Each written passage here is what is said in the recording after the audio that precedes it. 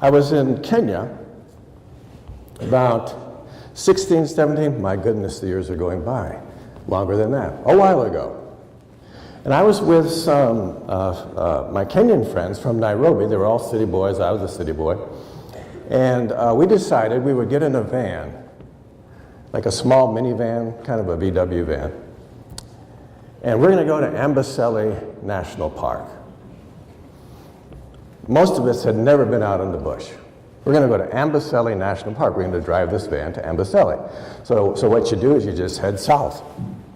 You move past Machakos, stay on this one road, you keep driving and driving and driving. I was thinking of national parks like in the States, that soon there would be a park ranger and a station and someone handing me a map.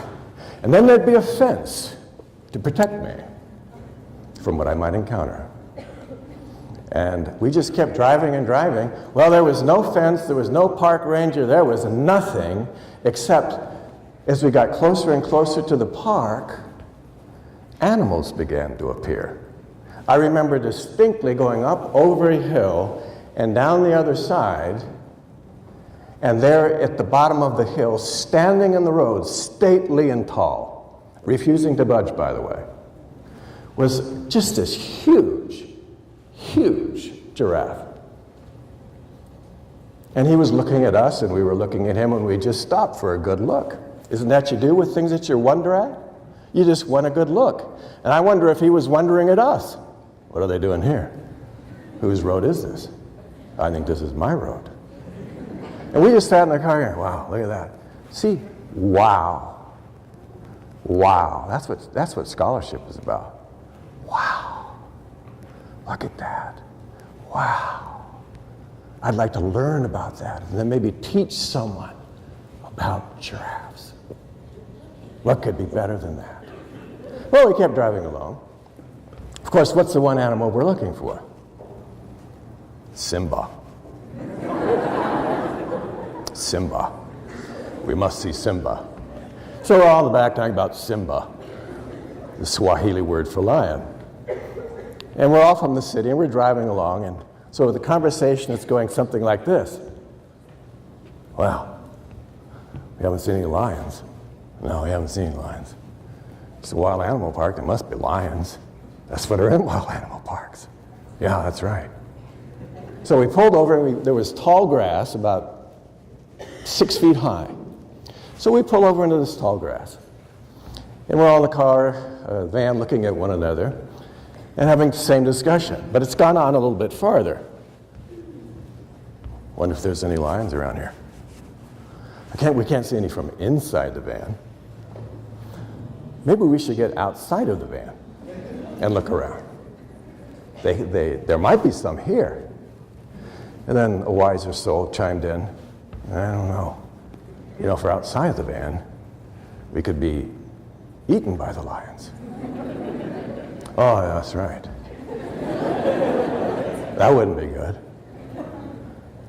But how can we see the lions unless we get outside of the van? Yeah, that's right too. So there's a very high-level discussion going on amongst all these experienced African hunters, me included. So then we decided, well, we probably should stay in the van. So we stayed in the van and we started driving down the road. And we hadn't gone half a mile before walking along the road towards us is a tall Maasai warrior. He's just out in the midst of all these wild animals. He has a long spear. He's stately. He's dressed in a long red robe. He's looking good. So we pulled over, and suddenly there's a lot of negotiation going on in Swahili that's way over my head. And he gets in the van with us, kind of chuckling to himself. And I asked one of my friends, what's going on? And he looked very, very proud of himself. He said, we have negotiated. We have negotiated. We are going to give our Maasai friend a case of Pepsi-Cola if he can find us Simba. Of course, I'm in awe of all this because I'm getting, see, there's even was there a sense of wonder looking at that Maasai warrior? You bet there was. Number one, he's a human being. Irenaeus is a church father. He has this wonderful phrase regarding human beings. He talks about the wonder and glory of a human being. Why? Because we're made in the image and likeness of God. Whew! And we're in the van with this Maasai warrior, and he's looking at us like, you know, this is a large group of idiots. But he's being polite. He's being polite, and we're all just wondering, where's Simba? We want to see Simba. Please, give us Simba. And so we got in the van and turned around and drove back a half mile. We drove back to right where we were thinking of getting outside of the van. And he smiled and he said, Simba. And we looked around and said, I don't see no Simba. You see Simba? No, I don't see any Simba. And he motioned, and we drove another 5 yards through that grass. The grass opened up, and there, not more than, I would say, 5 to 10 yards away, was a large is not appropriate, a huge male lion sitting on top of a zebra he had just killed. It might well have been me he was sitting on top of if I'd been a larger idiot than I normally am. And we were filled with a sense of what? A sense of wonder at what we were seeing.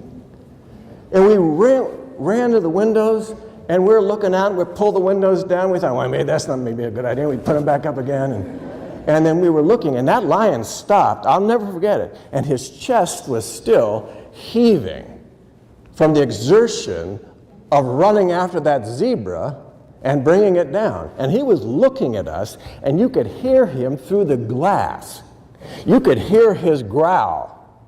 It was deep and long and warning and somewhat troubled at us.